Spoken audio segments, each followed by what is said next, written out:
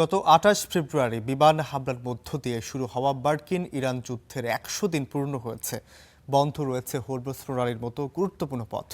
যুক্তরাষ্ট্র ইরান সংঘাতে এ পর্যন্ত বিশ্ব কি হারিয়েছে তাই থাকছে প্রতিবেদনে। শততম দিন পূর্ণ করল যুক্তরাষ্ট্র ইরান সংঘাত। ৪০ দিনের রক্তক্ষয়ী যুদ্ধের পর নামমাত্র যুদ্ধবিরতিতে সম্মত হলেও চলছে হামলা পাল্টা হামলা। এর ফলে দীর্ঘ সময় বন্ধ থাকে বিশ্বের সবচেয়ে গুরুত্বপূর্ণ জ্বালানি পরিবহন পথগুলোর একটি হরমুজ প্রণালী।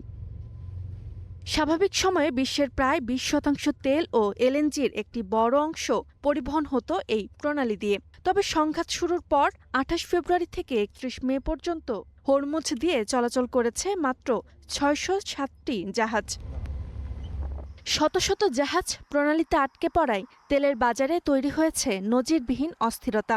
আন্তর্জাতিক জ্বালানি সংস্থা IEA তথ্য অনুযায়ী যুদ্ধ শুরুর এক সপ্তাহের মধ্যেই অপরিশোধিত তেলের দাম ব্যারেল প্রতি $৭০ থেকে বেড়ে $১২০ ছাড়িয়ে যায়।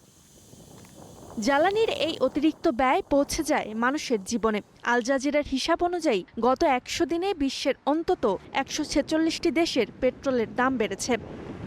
তবে ক্ষতি শুধু জ্বালানি খাতেই সীমাবদ্ধ নয়। জ্বালানির দাম বাড়ার সঙ্গে সঙ্গে বেড়েছে খাদ্য উৎপাদন ও পণ্য পরিবহনের খরচও। এর প্রভাব পড়েছে বিশ্বজুড়ে খাদ্যদ্রব্য ও নিত্য প্রয়োজনীয় পণ্যের বাজারে। আন্তর্জাতিক মুদ্রা তহবিল IMF সতর্ক করেছে, সংকট দীর্ঘায়িত হলে বৈশ্বিক মূল্যস্ফীতি ৫.৪% পর্যন্ত পৌঁছাতে পারে। যুদ্ধের প্রভাব থেকে রেহাই পায়নি শেয়ার বাজারও। সংঘাতের শুরুতে যুক্তরাষ্ট্রের S&P 500 সূচক প্রায় ৯% পড়ে যায়। ইউরোপের প্রধান সূচকগুলোতেও দেখা যায় বড় পতন। যদিও পরবর্তীতে প্রযুক্তি ও AI খাতের উত্থানে কিছু বাজার ঘুরে দাঁড়িয়েছে, তবুও ১০০ দিন ধরে হরমুজ প্রণালী কার্যত অচল থাকায় বিশ্ব অর্থনীতি এখন উচ্চ মূল্যস্ফীতি, জ্বালানির অনিশ্চয়তা ও ধীর প্রবৃদ্ধি ঝুঁকি বহন করে চলছে। Roksana Rimi, star news.